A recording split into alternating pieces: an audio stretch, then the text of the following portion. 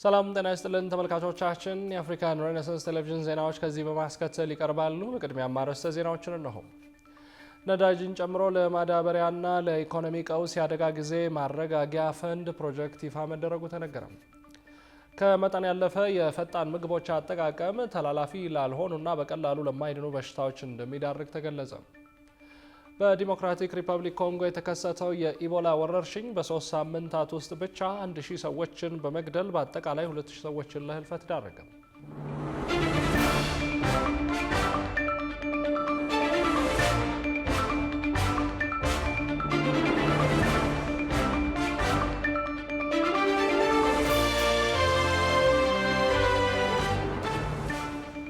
ወደ ተመልካቾቻችን በያላችሁበት የዓለም ጥግ ሰላምታችን ይድረስ። ይህ የአፍሪካን ሬኔሳንስ የዜና ሰዓት ነው። የተመራረጡ ዜናዎቻችን ወደ እናንተ እናደርሳለን። አብራችሁ እንድትሆኑ የሚጋብዛችሁ ደግሞ የምስራ ገዛኝ ነኝ።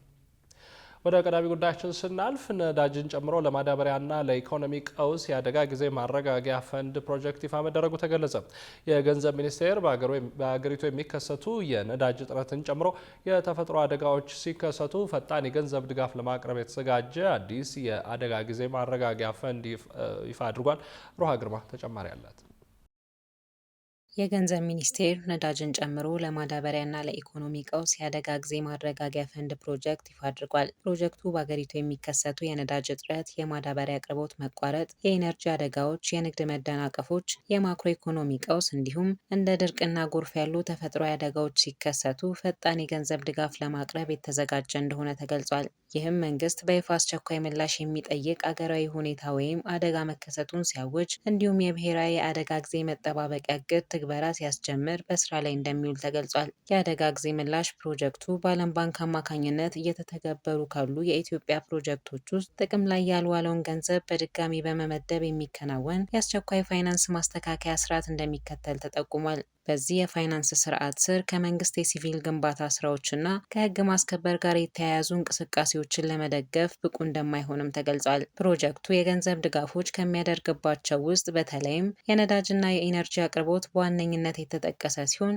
ይህም ቤንዚን፣ ናፍጣና ኬሮሲንን ጨምሮ የፔትሮሊየም ምርቶችን በአስቸኳይ መግዛትና ማሰራጨትን ያካትታል። ዓላማው በከፍተኛ ደረጃ በተዳከሙና በግጭት ተጎድተዋል በተባሉ ስፍራዎች የሚፈጠሩ የነዳጅ አቅርቦት መቋረጦችን ማቃለል፣ ስራዎች እንዳይስተጓጎሉ፣ ደህንነትና ከባድ ችግሮች እንዳይባባሱ እንዲሁም ማህበራዊ ትስስር እንዳይዳከም ማስቻል እንደሆነ ተገልጿል። በተጨማሪም ፕሮጀክቱ አነስተኛ ይዞታ ላላቸው አርሶ አደሮች የሚያስፈልገውን የመሰረታዊ ምግብ ሰብሎች ማዳበሪያ ግዢና አቅርቦት ድጋፍ እንደሚያደርግ የተገለጸ ሲሆን ይህም በማዳበሪያ እጥረት ወይም በአቅርቦት መደናቀፍ የሚፈጠሩ የግብርና ምርት ችግሮችን ለመቀነስ መሆኑ ተጠቁሟል። በዚህም ተጠቃሚዎች በቀውስ የተጎዱ የማህበረሰብ ክፍሎች እንደሚሆኑና በተለይም ሴቶች፣ ህጻናት፣ አረጋውያን፣ የአካል ጉዳተኞች፣ በሀገር ውስጥ የተፈናቀሉ ሰዎች፣ አርብቶ አደሮችና ለኢኮኖሚና ኢነርጂ ቀውሶች የተጋለጡ የማህበረሰብ ክፍሎች ቅድሚያ እንደሚሰጣቸው ተገልጿል። ከመጠን ያለፈ የፈጣን ምግቦች አጠቃቀም ተላላፊ ላልሆኑና በቀላሉ ለማይድኑ በሽታዎች እንደሚዳርግ ተገለጸ። አግባብ ያልሆኑ የአዘገጃጀትና የአጠቃቀም መንገዶች በተለይም ህጻናትን ለከፋ ጉዳት ከመዳረጉ በፊት ጥንቃቄ ማድረግ እንደሚገባም ተመላክቷል። ዝርዝሩን ማቲያስ ግርማ እንደሚከተለው ያቀርበዋል። ከቅርብ ጊዜያት ወዲህ በአብዛኛው የህብረተሰብ ክፍል ዘንድ ተወዳጅነትን በማግኘት በከፍተኛ መጠን እየተዘወተሩ የሚገኙት ፈጣን ምግቦች በውስጣቸው በሚገኙ ያልተመጣጠኑና ጤናማ ያልሆኑ ንጥረ ነገሮች የተነሳ ተላላፊ ላልሆኑና ዘላቂ የጤና ችግር ለሚያስከትሉ በሽታዎች እንደሚዳረጉ የህክምና ባለሙያዎች እየገለጹ ይገኛሉ። እነዚህ የምግብ አይነቶች በአብዛኛው በከፍተኛ የዘይት መጠን የሚጠበሱ ሲሆን በቀላሉ መገኘታቸውና የዋጋቸውም ቅናሽ መሆን በህብረተሰቡ በተለይም በወጣቶች ዘንድ ተመራጭ ያደርጋቸዋል። ነገር ግን ጤናማ ያልሆነ የአዘገጃጀት መንገድን በመከተልና አብዝቶ በመጠቀም ምክንያት ለተለያዩ በሽታዎች መነሻ እየሆኑ ይገኛሉ። በኢትዮ ኢስታንቡል አጠቃላይ ሆስፒታል የስነ ምግብ ባለሙያ የሆኑት ዶክተር ህይወት ብርሃኑ ከፈጣን ምግቦች ጋር ተያይዞ በሰጡን ባለሙያዊ መልከታ እነዚህ የምግብ አይነቶች ሙሉ ለሙሉ ጎጂ ባይሆኑም በተደጋጋሚ በመጠቀም ሊያስከትሉ የሚችሉትን የጤና ጉዳት እንዲያብራርተዋል። የአጭር ጊዜና የረጅም ጊዜ ጉዳት ብለን ሁለት እንከፍላቸዋለን። በውስጣቸው ፈጣን ወይም ፋስት ፉዶች ውስጣቸው ባለው ከፍተኛ ካሎሪ ምክንያት ከፍተኛ የሆነ ክብደት መጨመር፣ ለኮሌስትሮል፣ ለልብ ችግር፣ ለነዚህ ሁኔታዎች ያጋልጣል። ለነዚህ አንድ ምሳሌ ለመስጠት ያህል ለምሳሌ አንድ ሙሉ በርገር ከቺፕስ እና አንድ ኮካ አንድ ሰው ቢጠቀም በውስጡ ወደ 1100 ኪሎ ካሎሪ ያለው እስከ 60 ግራም ድረስ ጤናማ ያልሆነ ስብ አለው። ስለዚህ ለምሳሌ ብዙ እንቅስቃሴ የማያደርግ ሰው እስከ 2000 ኪሎ ካሎሪ በቀን ቢያስፈልገው በአንድ ምግብ ብቻ 1100 ካሎሪውን ወሰደ ማለት ነው። ስለዚህ ይሄ ኤክሰስ የሆነ ካሎሪ ክብደት ለመጨመር ሆድ አካባቢ ላይ ስብ ክምችት ያመጣል፣ የጉበት ስብ ያመጣል ማለት ነው። ህጻናትን ጨምሮ ደግሞ በወጣቶች ላይ በስፋት እየተከሰተ የሚገኘው ከፍተኛ የውፍረት መጠን በሚጠባበሱና ፈጣን ምግቦች አማካኝነት እንደሚመጣ ባለሙያዎች የሚገልጹ ሲሆን ዶክተር ህይወትም ይህን ሀሳብ በማጠናከር የተጠቀሱት የምግብ አይነቶች ለጉበት ስብ ከፍተኛ መነሻ እየሆነ ነው ሲሉ ገልጸዋል። ህጻናትና ወጣቶች ላይ ጣፋጭ በብዛት ያዘወትራሉ። ተቆራጭ፣ እነዚህ የተለያዩ ኬኮች ሊሆኑ ይችላሉ። እነዚህ በኤክሰስ ካሎሪ ያላቸው፣ በተጨማሪ ደግሞ አርቲፊሻል ማጣፈጫዎች አዲቲቭ ስለሚኖራቸው እነዚህ ደግሞ ከፍተኛ የሆነ የጉበት ስብ ያመጣል። ህጻናት ላይ ወጣቶች ላይ በጣም የተለመደ ችግር ሆኗል የጉበት ስብ ማምጣት። ሌላው ስናኮች በጣም የበዛ ማጣፈጫ ያለባቸው እነሱም ክብደት በልጆች ላይ ከፍተኛ የሆነ ክብደት መጨመር፣ ኮሌስትሮል፣ ስኳር እነዚህ ነገሮች ያመጣል ማለት ነው። በምግብ ቤቶችና በመንገድ ዳር ለሚሸጡና ለተጠበሱ ምግቦች በዝግጅት ወቅት ዘይትን በተደጋጋሚ መጠቀም የተለመደ ነው። ይህ የአሰራር ዘዴ ጥቅም ላይ የሚውለውን ዘይት ጥራት በመቀነስ የልብና የደም ስር ጤና ላይ ስጋት የሚደቅን ሲሆን ዶክተር ህይወትም ይህ ትክክለኛ መንገድ አይደለም ሲሉ ተናግረዋል። ማንኛውም የምግብ አበሳሰል ጠብሶ መጠቀም በአጠቃላይ ጤናማ የሆነ የሚመከር አይነት ያበሳሰል ሂደት አይደለም። ከጠብሶ ከምንጠቀም ግሪል አድርጎ በተወሰነ ያህል እንደ መቀባት አድርጎ አብስሎ መጠቀም ነው የሚመከረው። ያንን ደግሞ ዘይት በተደጋጋሚ በምንጠቀም ሰዓት ውስጡ ያለው ጤናማ ያልሆነ ስብ ቅድም ሜንሽን ያደረኩት የሳቹሬትድ እና የትራንስፋት ቁጥሩ በጣም ከፍ ስለሚል ከፍተኛ የሆነ የኮሌስትሮል ኤልዲኤል መጨመር፣ የልብ ችግር፣ ግፊት እንደዚህ አይነት ሪስኮችን ይጨምራል ማለት ነው። ሳሙሳ በመጠቀም ብቻ ቢወስደው የኮሌስትሮል ሪስክ ይጨምራል፣ ሆድ አካባቢ ያለ ስብ ይጨምራል፣ ኮሌስትሮል ይጨምራል። እነዚህ አይነት የሆኑ የአጭርና የረጅም ጊዜ ተጓዳኝ ህመሞችን ያመጣል ማለት ነው። በመጨረሻም ዶክተር ህይወት ከሚመከሩ የአጠቃቀም መንገዶች ጋር ተያይዞ ፈጣን ምግቦችን በተቻለ መጠን ሳይጠበሱ ከሁሉም የምግብ አይነቶች ጋር ጎን ለጎን መጠቀም የተሻለ መሆኑን የገለጹ ሲሆን እንዲሁም ደግሞ ለህጻናት የሚመከረውን መንገድ ጠቅሰዋል። ከሁሉም የምግብ አይነቶች ፕሮቲን፣ ካርቦሃይድሬት፣ ሚኒራልስ፣ ቫይታሚንስ፣ ውሃ 6 አይነት የምግብ ግሩፕ ባላንስድ የሆነ ዳይት መመገብ ነው። ከዛ ጋር ጎን ለጎን አድርገን እነዚህ ነገሮች በተቻለ ሳይጠበስ መሞከር በጣም አስፈላጊ ሆኖ እንዲጠቀሙ ደግሞ የሚፈለግ ከሆነ በሳምንት ከ2 እና 3 ቀን በላይ አለመጠቀም፣ ዘይትንም ደጋግሞ አለመጠቀም የበለጠ እነዚህን ህመሞች እንዳይከሰቱ ይረዳል ማለት ነው። በአጠቃላይ ፈጣን ምግቦችን አዘውትሮና በአግባቡ ባልተዘጋጀ መንገድ መመገብ ለተለያዩ በሽታዎች የሚያጋልጥ በመሆኑ ተጠቃሚዎች የሚመገቡትን የምግብ አይነትና መጠን በመመርመርና የተመጣጠነ አመጋገብን በማስቀደም እንዲሁም ደግሞ የተጠበሱ ምግቦችን አጠቃቀም በመቀነስ የጤና ጉዳቶችን መቀነስ ይችላሉ። በዲሞክራቲክ ሪፐብሊክ ኮንጎ የተከሰተው የኢቦላ ወረርሽኝ በ3 ሳምንታት ውስጥ ብቻ 1000 ሰዎችን በመግደል በአጠቃላይ 2000 ሰዎችን ለህልፈት መዳረጉ ተነገረ። የዓለም ጤና ድርጅት ባወጣው ሪፖርት ወረርሽኙ በይፋ ከታወጀበት ወራት በፊት መጀመሩን አስታውቋል። ጽዮን ላይኮን ተጨማሪ አላት።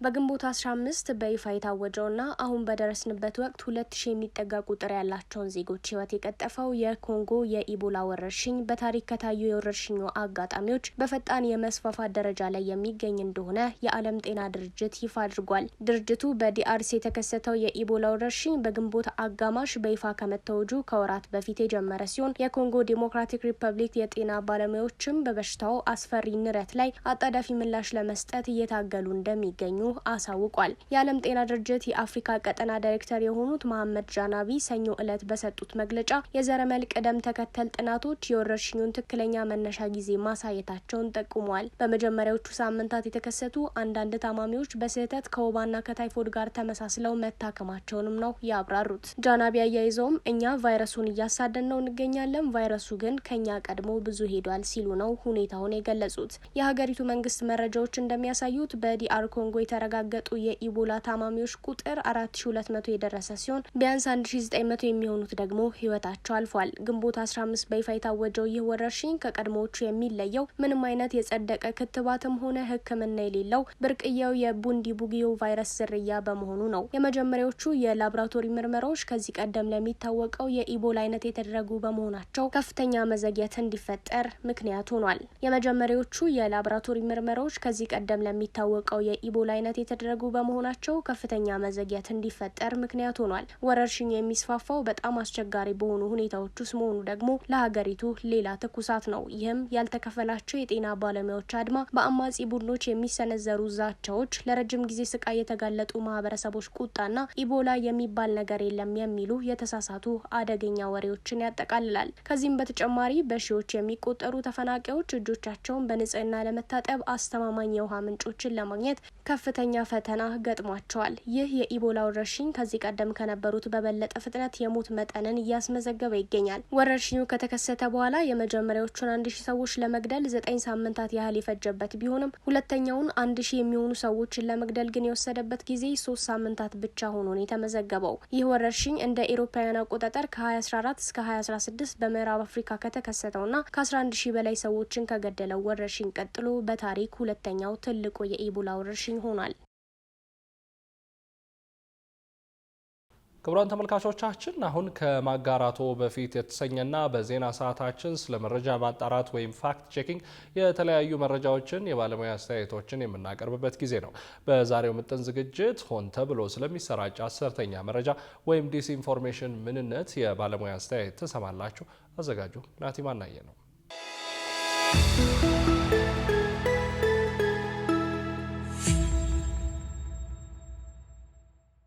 ተመልካቾቻችን እስኪ እንጠይቃችሁ፣ በየሞገዱ ላይ የምናየውና የምንሰማው መረጃ ሁሉ በቅንነት የተሰራጨ ይመስሎታል? ዛሬ ላይ መረጃን እንደ መሳሪያ በመጠቀም ሰዎችን ለማደናገርና የራሳቸውን አጀንዳ ለማስፈጸም የሚሰሩ አካላት ጥበባቸው እየረቀቀ መጥቷል። በስህተት ከሚፈጠር መረጃ ወይንም ሚስ ኢንፎርሜሽን በተለየ መልኩ ዲስኢንፎርሜሽን ታስቦበት ታቅዶበትና በከፍተኛ ሴራ ተቀናብሮ ህብረተሰብን ለመከፋፈል ውዥንብርን ለመፍጠርና አካሄዶቹ ለማዛባት የሚረጭ የመረጃ መርዝ ነው ይላሉ የዘርፉ ባለሙያዎች። ታዲያ የዚህ የታቀደ የሐሰት መረጃ መረብ እንዴት ያለ ነው? ይህ ውዥንብር የሚፈጥር መረጃ በዋናነት በእነማን ይሰራጫል? ከማጋራቶ በፊት ጀምሯል። በምጥን ዝግጅታችን በዚህ ጉዳይ ላይ በተከታታይ ሙያዊ አስተያየት የሚሰጡን በሀቅ ቼክ በመልቲ ፋክት ቼክ የመረጃ ማጣሪያ ተቋማት በመስራት ልምድ ያላቸውና በዘርፉ ለባለሙያዎች ስልጠና በመስጠት የሚታወቁት የመረጃ ማጣራት ባለሙያ የሆኑት ረሆቦት አያሌው ናቸው። ዲስኢንፎርሜሽን የምንለው የመረጃ መዛባት ልንለው እንችላለን፣ ወይም መረጃን ማዛባት ልንለው እንችላለን። ሆን ተብሎ የሚደረግ ነገር ነው ማለት ነው። ሐሰተኛ መረጃ ወይም መረጃው ሐሰት እንደሆነ እየታወቀ ሆን ተብሎ ጉዳት ለማምጣት ሊሆን ይችላል፣ የራስን ጥቅም ለማስከበር ሊሆን ይችላል፣ የገንዘብ ጥቅም ለማግኘት ሊሆን ይችላል፣ የተለያየ ዓላማ ነው። ግን እነዛ ዓላማዎች ጥሩ ዓላማ ሳይሆን መጥፎ ዓላማን ይዞ የሚሰራጭ ሆን ተብሎ የሚሰራጭ ሐሰተኛ መረጃ ዲስኢንፎርሜሽን እንለዋለን ማለት ነው። ሆነ ተብሎ የሚሰራጭ ሐሰተኛ መረጃ በዋናነት በእነማን ይሰራጫል? ምንስ ለማግኘት? በዓላማው ይለያል። አንዳንዴ ገንዘብ ለማግኘት ብሎ ገንዘብ በሚገኝበት አጋጣሚና ፕላትፎርም ላይ ያሉ ሰዎች ሊያሰራጩት ይችላሉ። ለፖለቲካል ኢንፍሉዌንስ ለመፍጠር ወይም ተጽዕኖ ፈጣሪ ለመሆንም ብለው ደግሞ የሚያሰራጩ አካላት አሉ። ግን ይሄ ነው ብለን ማንልበት። ለምሳሌ አንዳንድ ሰው በተለምዶ ዩቲዩብ ላይ ገንዘብ ማግኘት ስለሚችል ዩቲዩበር እንዳለ ውሸታም ነው የሚል እንትን ይይዛል፣ አቋም ይይዛል። ነገር ግን ያ እውነት አይደለም። ዩቲዩብ ላይም ትክክለኛ መረጃ ሊሰራጭ ይችላሉ። ግን ደግሞ ዩቲዩብ ላይ ገንዘቡን ለማግኘት ብለው ደግሞ ሐሰተኛ መረጃ የሚያሰራጩም አሉ። በዛው ልክ ደግሞ እነዚህ ተጽዕኖ ፈጣሪ የምንላቸው ኢንፍሉዌንሰር ኦር አክቲቪስት የምንላቸው አካላት ትክክለኛ አቋም ይዘው ሊያጋራ ትክክለኛ መረጃ ሊያጋሩን ይችላሉ። በተቃራኒው ደግሞ ሐሰተኛ መረጃን ለነሱ ዓላማ እንዲውል እነሱ ተጽዕኖ ፈጣሪ እንዲሆኑ ወይም ደግሞ ተጽዕኖ ለማምጣት ብለው ሊያሰራጩት ይችላሉ። አክተሮቹን በምናይበት ጊዜ እንደ ዓላማቸው ሊለያዩ ይችላሉ።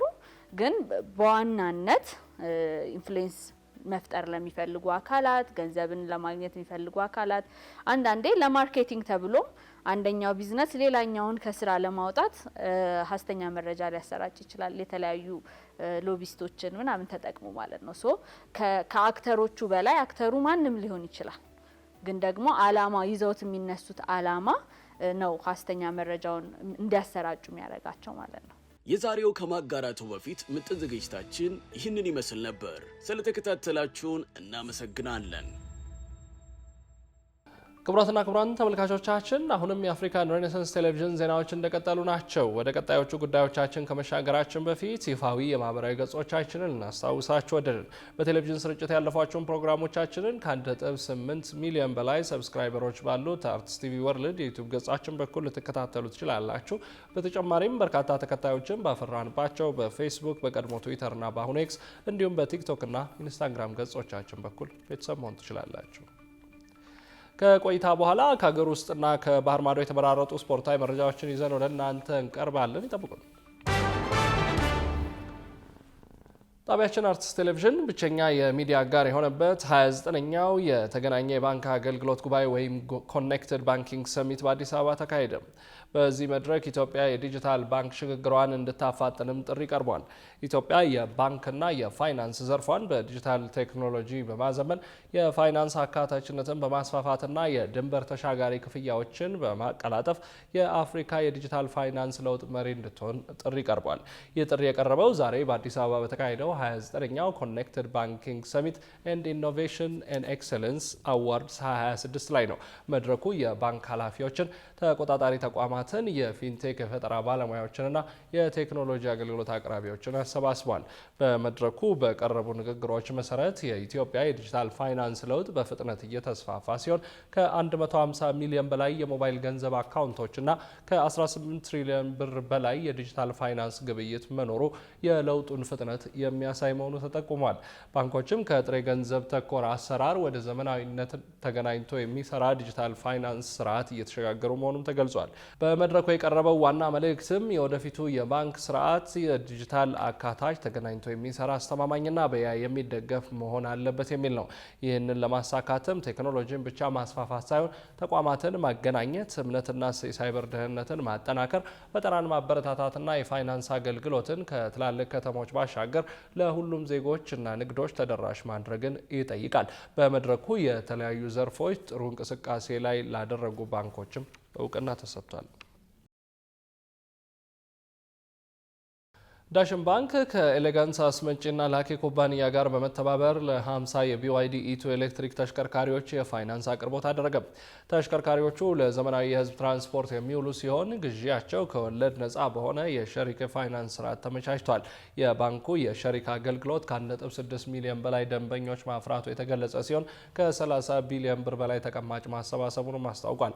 ከዚህ ውስጥ 18 ቢሊዮን ብር በላይ ለተለያዩ የኢኮኖሚ ዘርፎች ከወለድ ነፃ በሆነ የፋይናንስ ስርዓት መቅረቡንም ባንኩ ገልጿል። የኤሌክትሪክ ተሽከርካሪዎቹ የፋይናንስ አቅርቦትም የስራ ዕድል ፈጠራን፣ የአካባቢ ጥበቃን፣ የኤሌክትሪክ መኪኖች አጠቃቀምን ለማስፋፋት ያለመ መሆኑም ተገልጿል።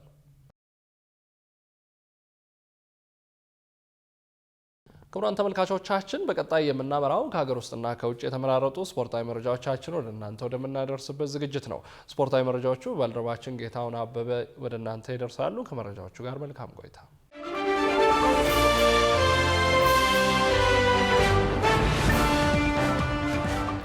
አመሰግናለሁ። የአብስራ መረጃዎቻችንን ከሀገር ውስጥ እናስቀድማለን። በአሜሪካ ኦሪገን በተካሄደ የወጣቶች የዓለም ሻምፒዮና ውድድር ኢትዮጵያ ቀጣይ ኮከቦችን ያየችበት እንደነበር አሰልጣኝ መሰረት መንግስቱ ገለጹ። አሰልጣኙ ይህን ለጣቢያችን የተናገሩት በኦሪገን ውድድር የተሳተፈው ልዑክ አቀባበልና ማበረታቻ ከተደረገለት በኋላ ነው። አቀባበሉን የተከታተለው ባልደረባችን ዮናስ ግርማ ተከታዩን ዘገባ አዘጋጅቷል።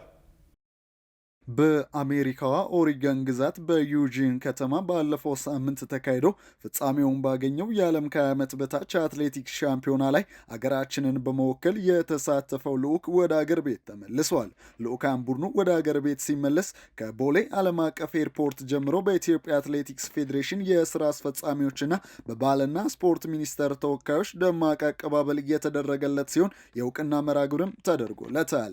ኢትዮጵያን በመወከል በዚሁ ታላቅ መድረክ የተሳተፈው ብሔራዊ ቡድኑ 2 የወርቅ 3 የብርና 1 የናስ በድምሩ 6 ሜዳሊያዎችን በመሰብሰብም ከዓለም 5ኛ ደረጃን እንዲሁም ከአፍሪካ ደግሞ ኬንያን በመከተል 2ኛ ደረጃን ይዞ ማጠናቀቁም ይታወሳል። በዚህ የእውቅና መርሃ ግብር ወቅት የፌዴሬሽኑ ፕሬዚዳንት ኮማንደር አትሌት ስለሺ ስህን ባደረጉት ንግግር ውድድሩ ኢትዮጵያ በዓለም አቀፍ መድረክ ዳግም የደመቀችበት እንደነበር ተናግረው ፌዴሬሽኑ የጀመረው የዕድሜ ቁጥጥርም አሁንም ተጠናክሮ እንደሚቀጥል አረጋግጠዋል።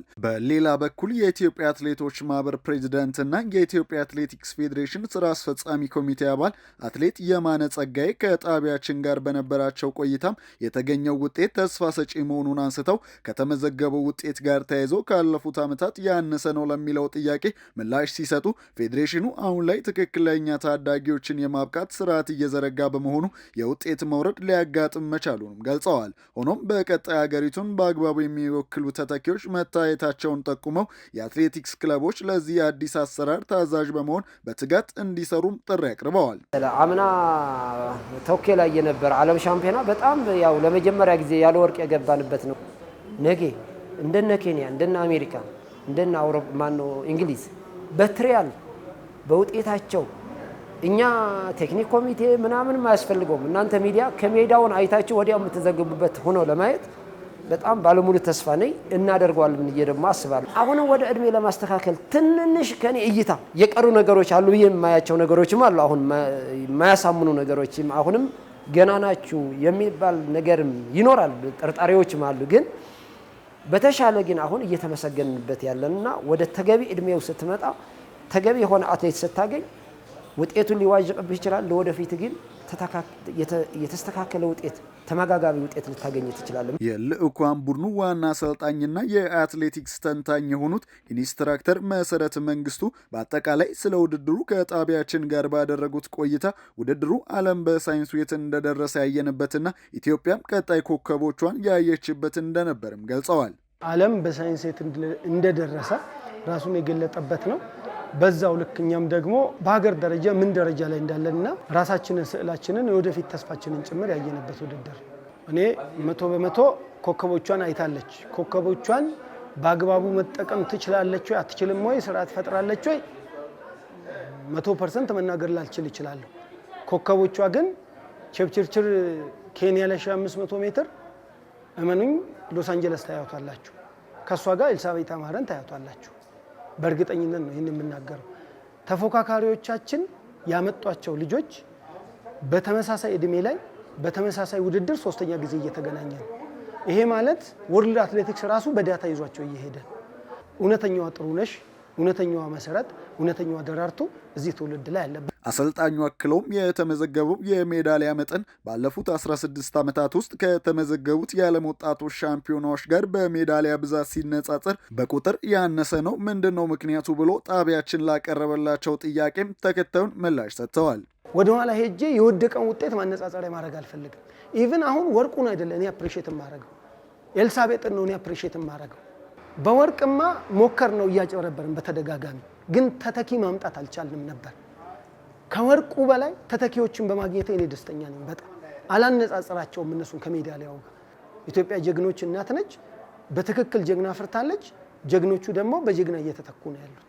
በሌላ በኩል በውድድሩ በ3000 ሜትር መሰናክል የግል ምርጥ ሰዓቷን በማሻሻል ወርቅ ሜዳሊያ ያስገኘችው አትሌት ዮርዳኖስ ጸጋብና በ5000 ሜትር የነሐስ ሜዳሊያ ያገኘው አትሌት ዳምጠው ከበደ ውድድሩ ስኬታማ እንደነበርና በትልልቅ መድረኮች አገራቸውን ለመወከል ትልቅ ትምህርት የወሰዱበት እንደነበርም ተናግረዋል። አሪፍ ነበረ ውድድሩ፣ አሪፍ ቆንጆ ነበረ።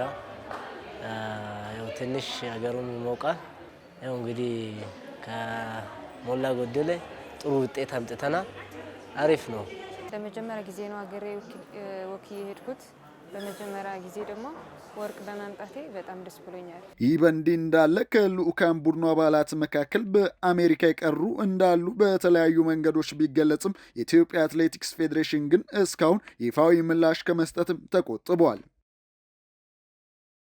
የአውሮፓ ሻምፒዮንስ ሊግ አሸናፊው ፒኤስጂ ከዩሮፓ ሊግ አሸናፊው አስቶን ቪላ የሚገናኙበት የአውሮፓ ሱፐር ካፕ የፍጻሜ ጨዋታ ለመጀመሪያ ጊዜ ሶማሊያው ኢንተርናሽናል ዳኛ ኦማር አርታን ይመራዋል ተብሏል። ዝርዝር አለ።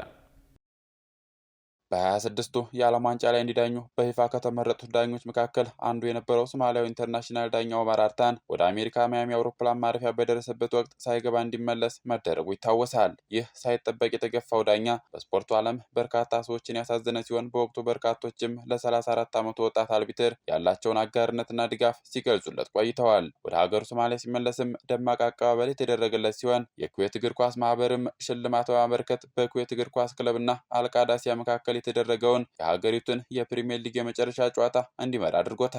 አሁን ደግሞ የአውሮፓ እግር ኳስ ማህበሩ ዩኤፋ ከካፍ ጋር በመነጋገር ለሶማሊያው አልቢትር ኦማር አርተን ትልቅ ታሪካዊ ድል አመቻችቶለታል።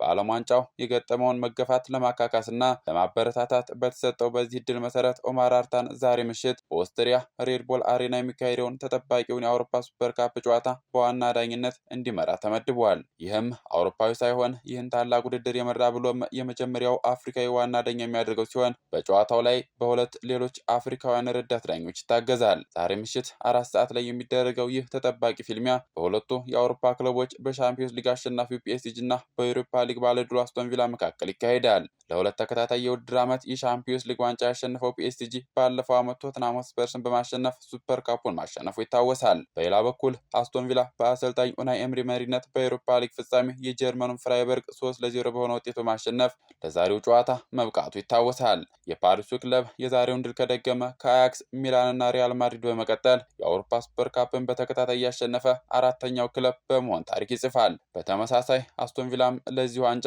እንግዳ አይደለም። እንደ አውሮፓውያን አቆጣጠር በ1982 ባርሴሎና በድምር ውጤት 3-1 በመርታት ዋንጫውን ማግኘቱ የሚታወስ ነው። ሁለቱ ቡድኖች በአውሮፓ እግር ኳስ ማህበር ውድድሮች ላይ የተገናኙት 2 ጊዜ ብቻ ሲሆን ይህም በ24-25 የሻምፒዮንስ ሊግ የሩብ ፍጻሜ ነበር። በወቅቱ ፒኤስጂ በፓርክ ዴ ፕሪንስ 3-1 ሲያሸንፍ አስቶን ቪላ በበኩሉ በቪላ ፓርክ 3-2 በሆነ ውጤት ድል ቢቀናውም ሆኖም የፓሪሱ ክለብ በድምር ውጤት 5-4 በማሸነፍ ግማሽ ፍጻሜውን ተቀላቅሏል። የአውሮፓ አሸናፊዎች አሸናፊ ዋንጫ የክለቦች ውድድር አሸናፊዎችን የሚያገናኝ የዓመቱ ማጠቃለያና አዲስ የውድድር ዘመን መክፈቻ መርሃ ግብር ሲሆን ጨዋታው መደበኛ 90 ደቂቃ ባቻ ውጤት ከተጠናቀቀ ወደ ተጨማሪ 30 ደቂቃ ሳይሄድ በቀጥታ ወደ መለያ ምት ያመራል። የምሽቱ የጨዋታው አሸናፊ ቡድን የ5 ሚሊዮን ዩሮ የገንዘብ ሽልማት ሲያገኝ ተሸናፊው ደግሞ 4 ሚሊዮን ዩሮ ወደ ካዝናው ያስገባል። በዚህ ውድድር ስኬታማ ክለብ የስፔኑ ኃያል ክለብ ሪያል ማድሪድ ሲሆን 6 ጊዜ ዋንጫውን በማንሳት የበላይነቱን መያዝ ሲችል ባርሴሎና እና ኤሲ ሚላን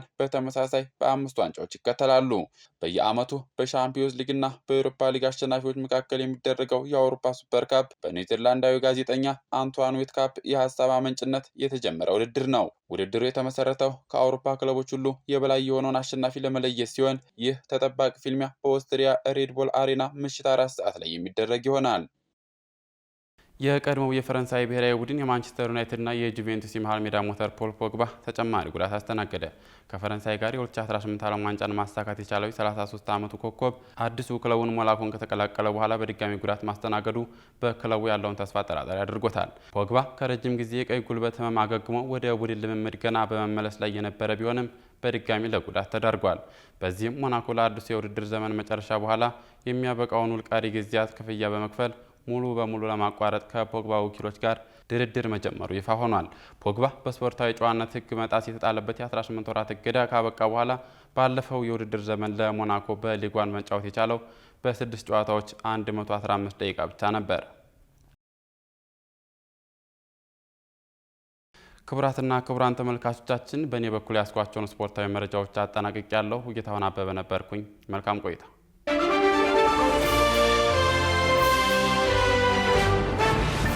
ውድ ተመልካቾቻችን የአፍሪካን ሬኔሳንስ ቴሌቪዥን የሰዓቱ ዜናዎች የተከታተላችሁትን ይመስሉ ነበር። ስለሰጣችሁን ጊዜ ከልብ እያመሰገንን ከዜናዎቹ ጋር ያብስራ ገዛኝ ቆይታ አድርጌያለሁ። ከቀሪ ጣቢያችን ዝግጅቶች ጋር መልካም ጊዜ ተመኘው።